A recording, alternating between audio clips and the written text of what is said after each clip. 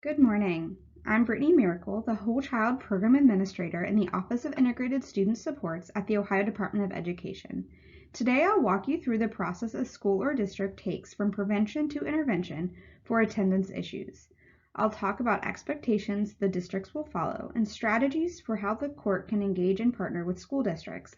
I will walk through the specifics of Ohio's attendance laws, also known as House Bill 410. Ohio's Strategic Plan for Education, Each Child Our Future, emphasizes the need to address whole child supports to ensure that each child is challenged, prepared, and empowered to become a lifelong learner. In order to do this, we must build systems and break down barriers that prevent students from attending school regularly, making sure that they are in the classroom every day, healthy, safe, and focused.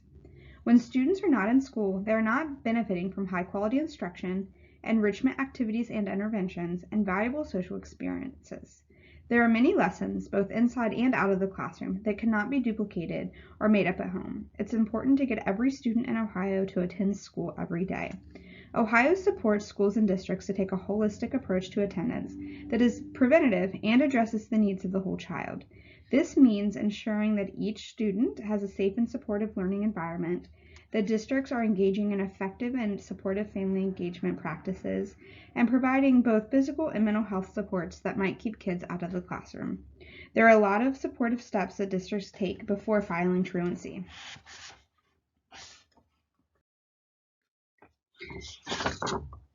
We know that educators have a lot on their plates, so why do we make attendance a priority statewide? Well, we know that good attendance is important starting in kindergarten. Students with good attendance in kindergarten and first grade are more likely to read on grade level in grade 3. We know that students who are reading on grade level in grade 3 are more likely to graduate on time than their peers who were not reading on grade level. We know that by 6th grade, poor attendance can be an early warning sign for students at risk of dropping out of school. We also know that by 9th grade, good attendance can predict graduation rates better than 8th grade test scores. We also know that a student's attendance in the previous year can predict their attendance in the current year, so we don't need to wait. Chronic absenteeism is a leading indicator, which means we can predict which students might have attendance problems and align supports and interventions before attendance becomes an issue. We also know that students whose siblings had attendance issues are also likely to have attendance issues themselves. So when a student comes into kindergarten, we don't need to wait for them to fall behind with attendance. We can immediately wrap supports around that student and the family so that family can get to school every day. All right, so I just said chronic absenteeism. What is chronic absenteeism? Ohio defines chronic absenteeism using a national research-based definition that 36 other states in the country have adopted as well. Chronic absenteeism means that a student has been absent 10% or more of the school year, and this is absence for any reason, both excused or unexcused. This definition is also defined and supported by the Every Student Succeeds Act. Students who are chronically absent are missing a significant amount of school, thus missing out on important class time and instructional activities both inside and out of the classroom. There are a lot of reasons that students do not attend school regularly, and these factors vary by community, school, and students, so it's important to address attendance in a local context. Educators focus on reducing absenteeism for students as a way of removing barriers and encouraging regular attendance.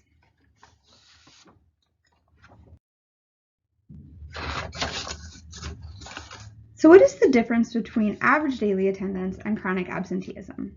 Average daily attendance is the traditional historic measure for measuring attendance. It's how schools have been measuring attendance since attendance had been taken, essentially. Average daily attendance is a school or district level measure. It's an aggregate of all of the possible days all of the students could be coming to school, divided by all of the days all the students did come to school. So it's taking all the students with really great attendance and all the students with really poor attendance and combining them together. So what this means is students with perfect attendance can be masking the students with moderate to low attendance. On the other hand, chronic absenteeism is a student level measure. So it's the percentage of students who are missing 10% or more of this school year.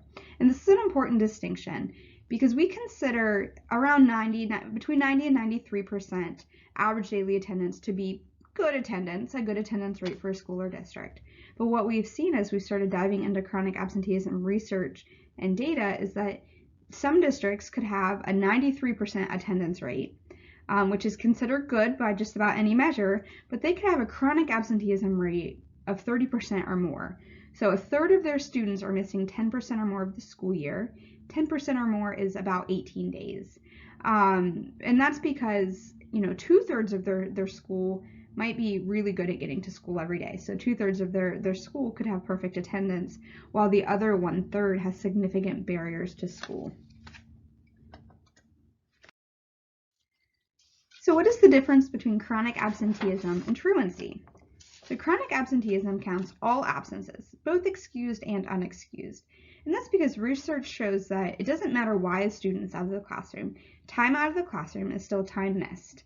On the other hand, truancy is only looking at those unexcused absences. So those times that a parent didn't call into the school, or the time that the student left school without permission, or an absence that was a student missed a day that for a reason that is not considered excused by the district. So that could be anything from a mental health day to a vacation day. If the district doesn't consider it excused, that could fall into that truancy category. Chronic absenteeism emphasizes the academic impact of days missed. On the other hand, truancy is a reactive measure. So you're waiting until a student hits a trigger to then do diversion or mediation, or maybe even a punitive approach. Whereas chronic absenteeism is looking at supportive approaches on an ongoing basis. So a student could be chronically absent in October. We align the supports. A student is getting to school every day, and then they're not chronically absent for the rest of the school year, because chronic absenteeism is 10% or more of the school year. So in October, if they've missed 10% of the days, they would be labeled chronically absent. But if you're aligning supports and you're providing interventions to the family, the rest of the school year, that student could get on track and get their attendance back up to where it needs to be. Similarly, chronic absenteeism uses those community-based positive strategies, so such as making sure that the student has their basic needs met, making sure they have mental behavioral health, making sure they have access to physical health care.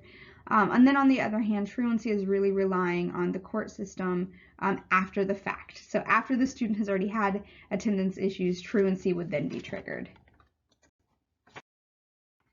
So what does absenteeism look like in Ohio? We know in the 2018-19 school year that 270,000 of Ohio's students were missing 10% or more of the school year. And this data statistic is staggering, because it's not looking at students who miss 9% of the school year, 8%, which is still a very significant amount of time out of the classroom, 16 or 17 days. Those kids are not captured here. These are only students who are missing 10% or more of the school year. We also know that 77% of these 270,000 students were categorized as economically disadvantaged. And I say this to highlight that our students have significant barriers to getting to school, and it's correlated with poverty. But that doesn't mean that students who are not in poverty aren't at risk of becoming chronically absent. We have students from all district typologies, from all student categories, who are chronically absent. So it's not a poverty problem, but we do know that our students who are economically disadvantaged are the ones who need to be in the classroom as much as their non-economically disadvantaged peers. So this is about 16% of Ohio's students. 16% of Ohio's students are missing 10% or more of the school year. So the Ohio Department of Education offers many supports for taking a proactive and supportive approach to addressing barriers to attendance. Ohio has our Whole Child Framework, which gives districts a blueprint for addressing the non-academic needs of students. Anything from mental health care to safe and supportive environments to making sure that families are engaged in a supportive and effective way. So we have our Whole Child Framework. We also provide positive behavioral interventions and supports that support attendance, because it makes students feel safe in the classroom. It eliminates exclusionary discipline practices, and it eliminates or reduces out-of-school suspension. So out-of-school suspensions is a significant contributor to chronic absenteeism. So PBIS, positive behavior intervention supports, help schools and districts keep kids in the classroom and in their schools. by using positive behavior techniques instead of those exclusionary discipline practices. We also work with our schools and districts around effective family engagement.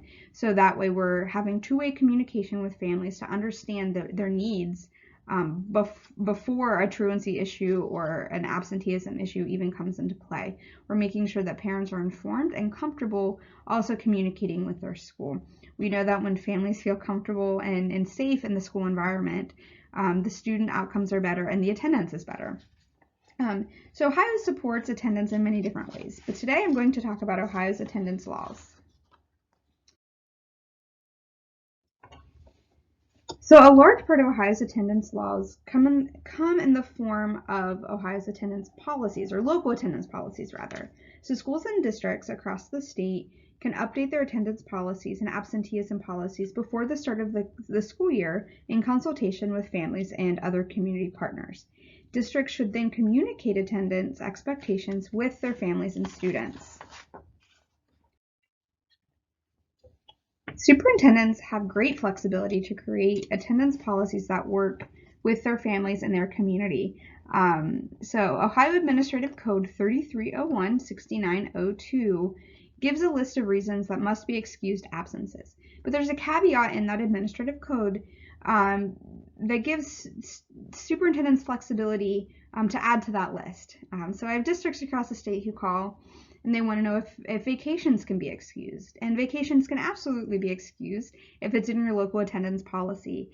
On the other hand, I have other superintendents and districts that call in and say they don't want vacations to be excused because we know that any time out of the classroom contributes to lower academic achievement.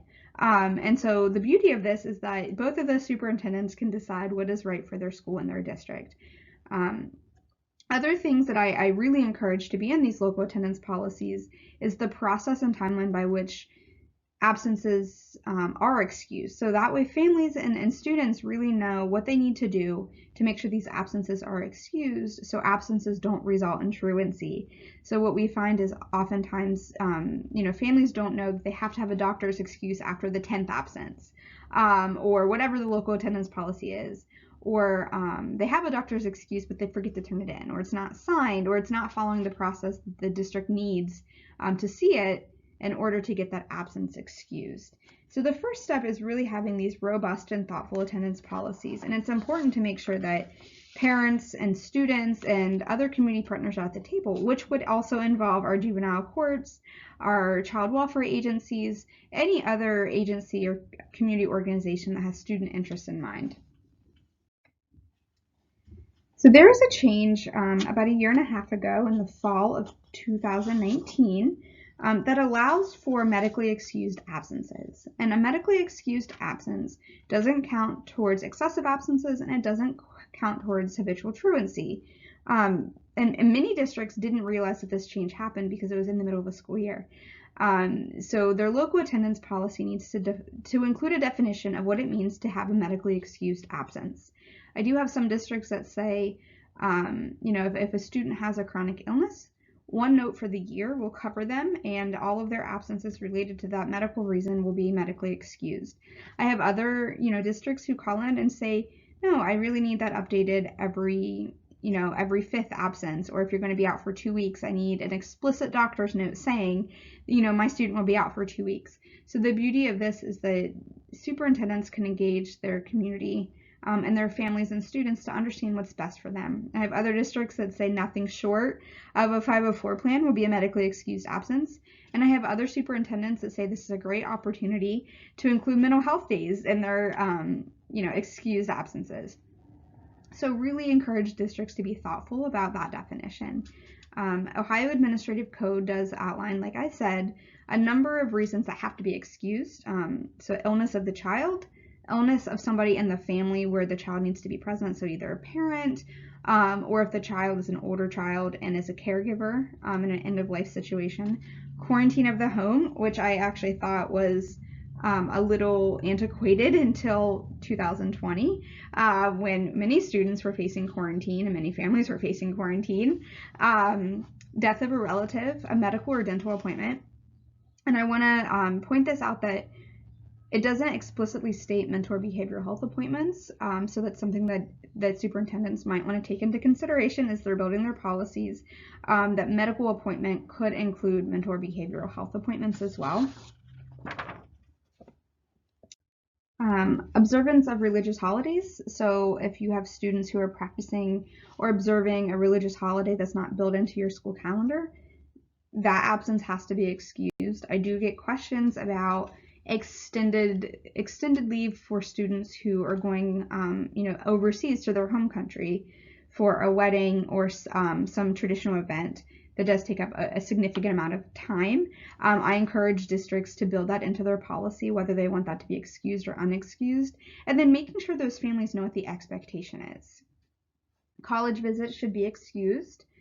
Absences of a student due to foster care, placement in foster care, or a change in placement must be excused.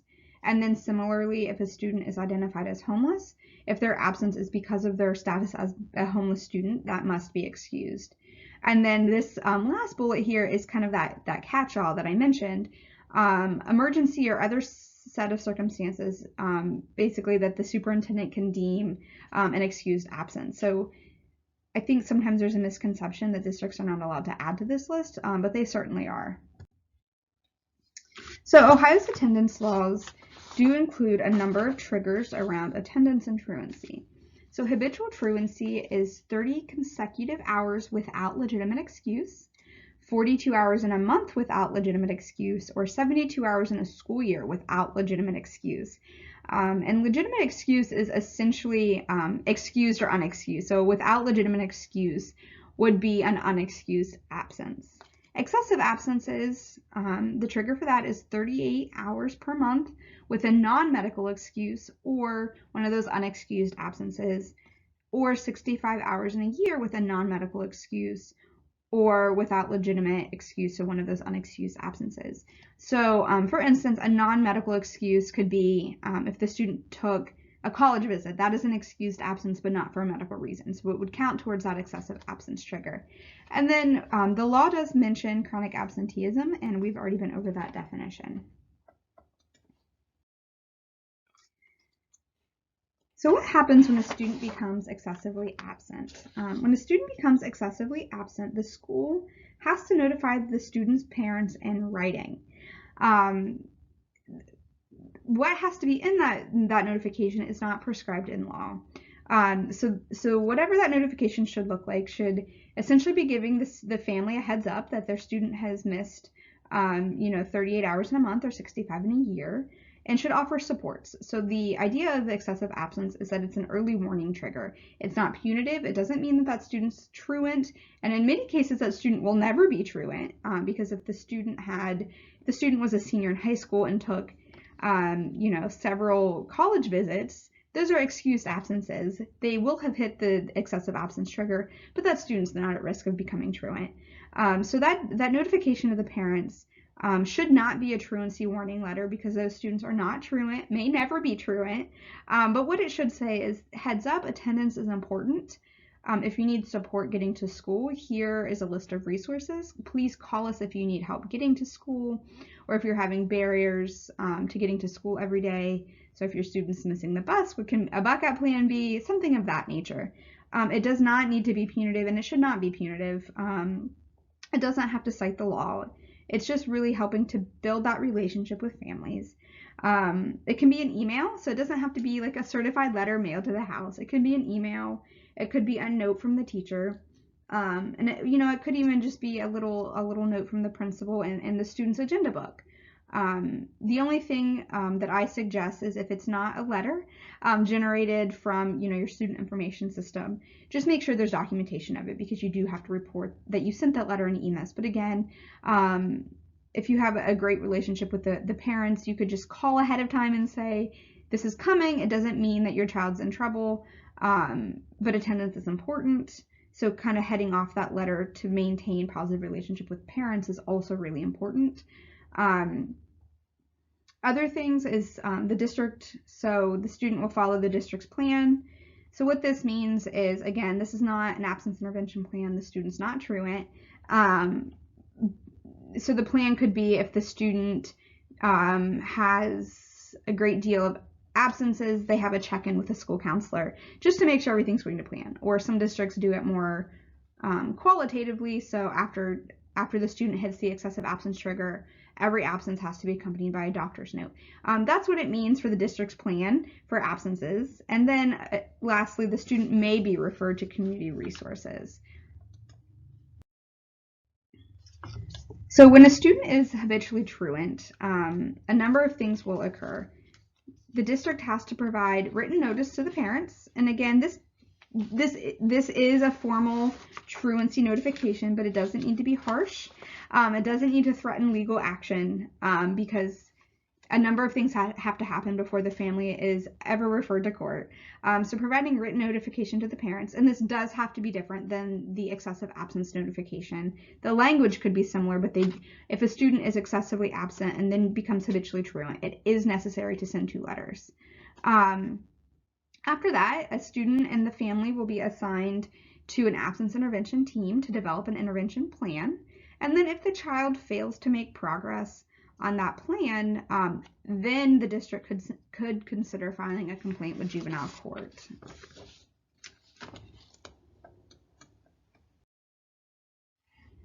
So the absence intervention plan is required for all districts who have a chronic absenteeism rate above 5% on the most recent report card. So by and large, most districts in the state are doing absence intervention plans. We do have a number of districts who aren't required to. I think it's about 60, between 60 and 70 districts. Even for districts who are not required to do the absence intervention plan, many already do as part of best practice. But if they're not, then they need to have something explicit in their attendance policy about how they'll handle students who are truant.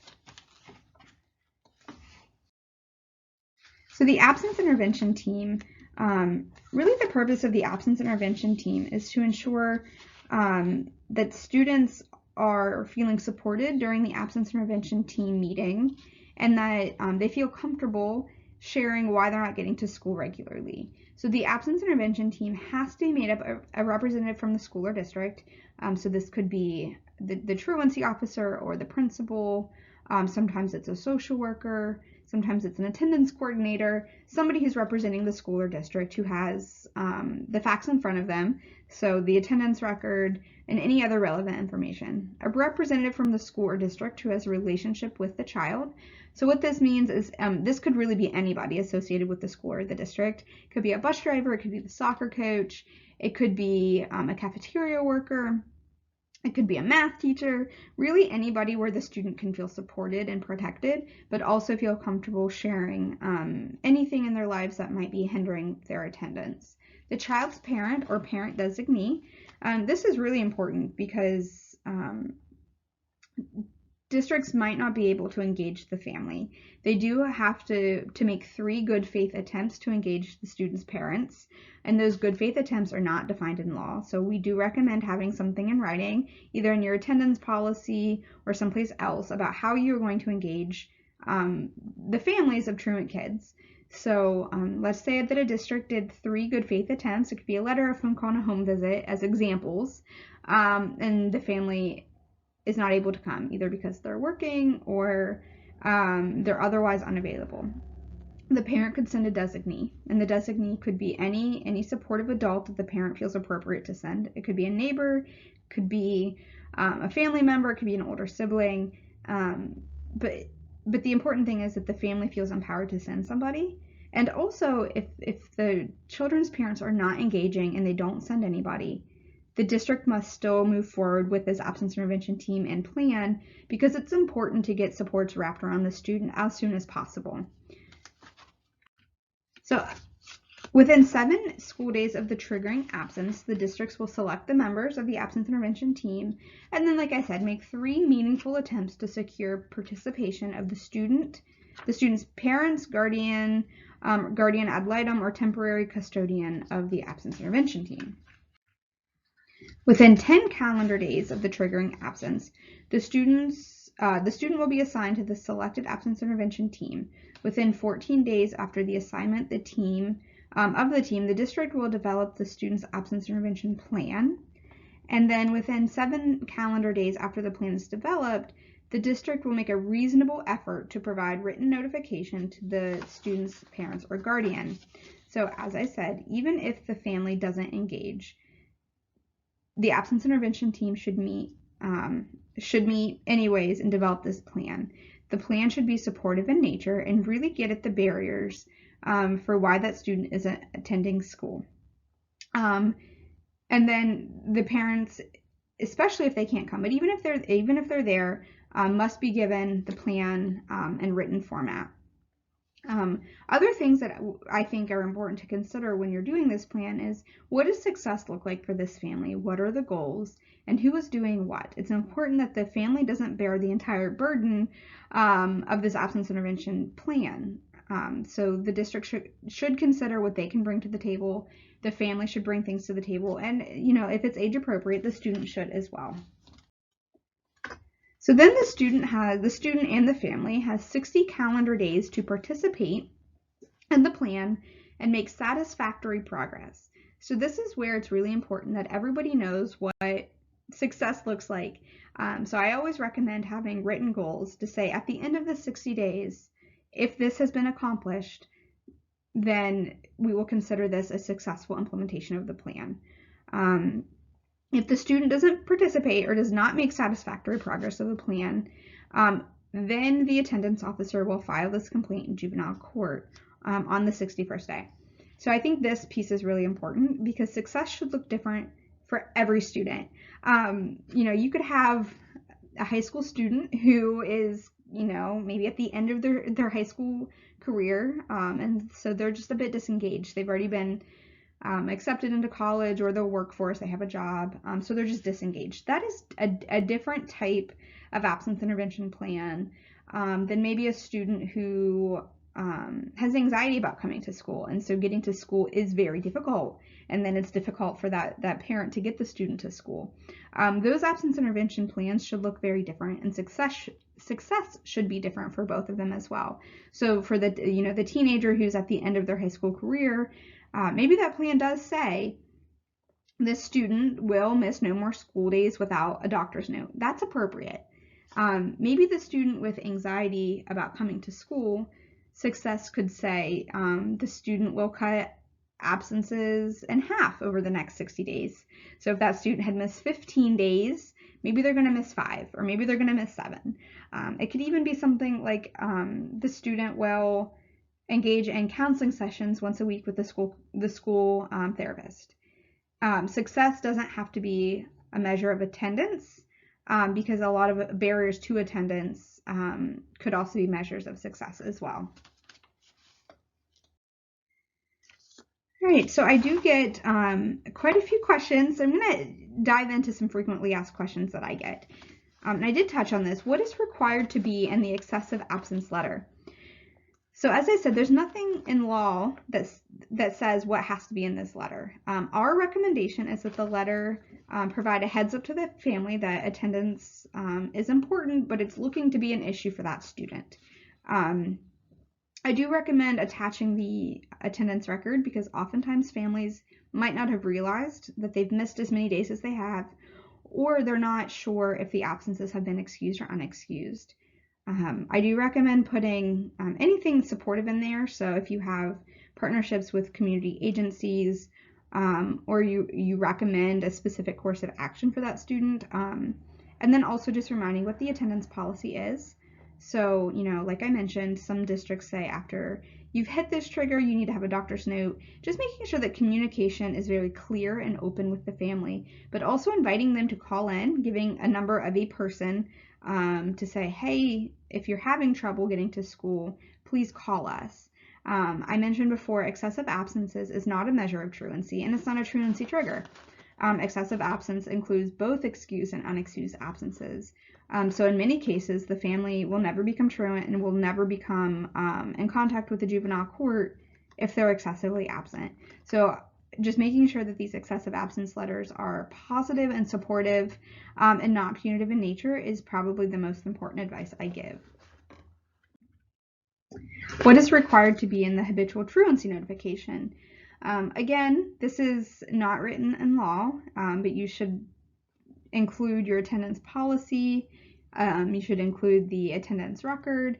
And this should also include information about what's going to happen next, because habitual truancy is a trigger that could result in a truancy complaint with the juvenile court.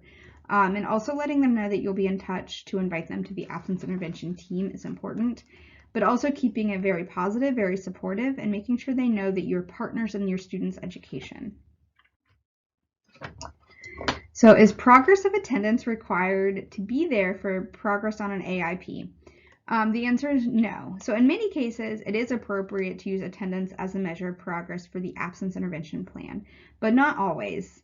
Like I said, attendance issues should be addressed on a student basis. So if the student's attendance issue is around transportation, it might make sense to say the student will not miss any more school, right? Because then the student can make sure they're getting on the bus, or the district could reroute a bus to make sure that the student's getting there.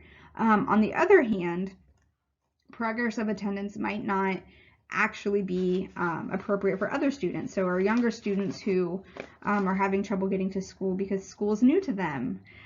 So maybe that is a different type of intervention and progress than those older students who have the power to get themselves to school.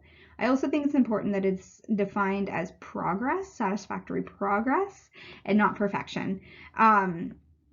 So if at the end of the absence intervention plan, so you're coming up to the 60th day, I recommend that absence intervention team reconvene to look at the data, to meet with the family, to understand what has been accomplished over the last 60 days, and then determine if progress was made. Or satisfactory progress was made. There is no obligation of a school district to file truancy on a family. Just because you're doing the absence intervention plan does not mean that student or that family has to then be accompanied by a truancy complaint. So it's important to know at the end of all of this, even if the student didn't reach perfection or didn't reach that goal, if the absence intervention team noticed that progress was made, they're not obligated to move forward with truancy complaint. So we know that life can be unpredictable. So for instance, if during that 60-day period something happens and there's a setback with the family, something legitimate, so a car accident where the parents were injured, or something else, a mental health crisis, or a change in foster care placement. There are a lot of legitimate reasons that a student who would otherwise be making progress on the plan see a setback. So the absence intervention team should consider all of those factors at the end of the 60 days to determine if enough progress was made or not to then justify filing the truancy complaint. So again, what if a student makes no progress with attendance but is working with school supports? Is the school obligated to file? No, they're not. Again, case-by-case scenario. The schools do know the students very well, and in many cases know the families very well. So they should take it case by case, and they should understand that maybe they haven't seen progress with attendance, but maybe they've seen progress with behavior. So maybe the student has been disruptive in behavior, and that's what has resulted in the absences.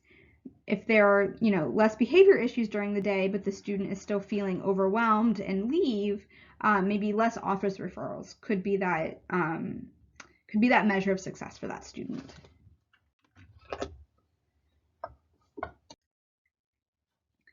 So what is a good example of barriers, interventions, and supports for an absence intervention plan? I think I've touched on this kind of throughout, it's woven throughout my presentation, but we know that students are missing school for lots of different reasons. It could be a cultural reason, it could be students, especially in our older grades, are working or taking care of family members. We know that our older students are often late for school because they're walking their younger students to school, or making sure that their younger siblings are getting to school safely. We know that some parents are working third shift, and so getting students up for school at 7 or 8 a.m. is difficult. Our students in our rural areas, if they miss the bus, oftentimes there's no other way to get to school. So there are lots of different barriers that need to be taken into consideration when students are truant, and then you're developing that absence intervention plan. So again, the intervention should make sense for the barrier. If a student is having transportation issues, it wouldn't make sense. It wouldn't make sense to have the intervention aligned to something that's not related to transportation. I know, one good intervention is to provide alarm clocks, but if getting up in the morning isn't the barrier, the alarm clock's probably not going to solve the issue. And then again, making sure the supports are on both the parent and the school side. So the burden of the plan should not be solely on what the family and the student are going to do, but what can the school do? What can the school provide? And holding themselves accountable as well. All right, so last but not least, we do have most of this information I shared today is available on the Ohio Department of Education's website. So if you go to education.ohio.gov and in the search bar you search for Ohio's attendance laws, you will come to this page. So the first link on this page is Ohio's attendance laws FAQ. We do have templates for the absence intervention team to use. We have a list of districts in the state who are required to do the team. We also have planning templates, so things to think about when you're forming these absence intervention teams and plans. We also have links to other resources. So Ohio's Get to School Stay in the Game partnership. We have a valued partner in the National Center for Attendance, which is Attendance Works, and we have a toolkit to community collaboration of the Supreme Court and the Ohio Department of Education that addresses truancy from a court's perspective. There's also a contact box on this page, so you can reach the Office of Integrated Student Supports and get technical assistance or any other question you have related to attendance by calling the number in that box or emailing wholechild@education.ohio.gov.